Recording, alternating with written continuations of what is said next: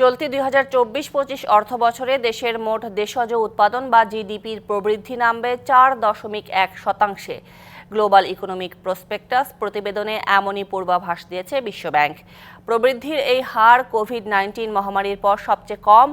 এমন পূর্বাভাসের জন্য উচ্চ মূল্যস্ফীতিকে দায়ী করে বৈদেশিক রিজার্ভ বৃদ্ধির তাগিদ অর্থনীতিবিদদের।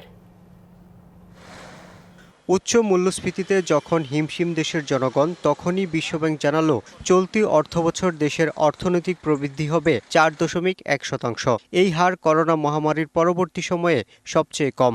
সংস্থাটির সবশেষ গ্লোবাল ইকোনমিক প্রসপেক্টস প্রতিবেদনে উঠে এসেছে এ তথ্য। এতে বলা হয় ২০২৪-এর রাজনৈতিক অস্থিরতার নেতিবাচক প্রভাব পড়েছে অর্থনীতিতে, আর এ কারণে কমেছে প্রবৃদ্ধির গতি। তবে এমন নেতিবাচক পূর্বাভাস দিলেও বাংলাদেশের ভবিষ্যতের বিষয়ে আশাবাদী বিশ্বব্যাংক। বলছে পরের অর্থবছর এই প্রবৃদ্ধির হার হতে পারে ৫.৪%। বসুন্ধরা ডায়াপেন্ট এখন আরো উন্নত। এই hot air through top sheet দ্রুত শোষণ করে সোনামণিকে দেয় কোমল অনুভূতি। তবে একই সঙ্গে বৈশ্বিক সংস্থাটি বলছে এজন্য প্রয়োজন হবে রাজনৈতিক স্থিতিশীলতা, আর্থিক খাতের সংস্কার, ব্যবসা বান্ধব পরিবেশ সহজ করার মতো বিষয়।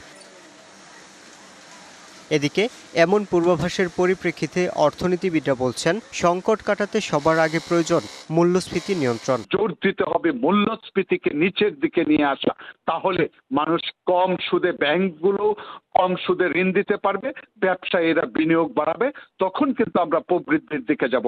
আর সর্বশেষ বলবো, এই ব্যবসা বান্ধব পরিবেশ এবং প্রবৃদ্ধি ধরে রাখতে হলে আরেকটা হচ্ছে যে আমাদের ফরেন কারেন্সি রিজার্ভের স্থিতিশীলতা সবচেয়ে বেশি বড় প্রয়োজন। Yusuf Rana, DBC news, Dhaka.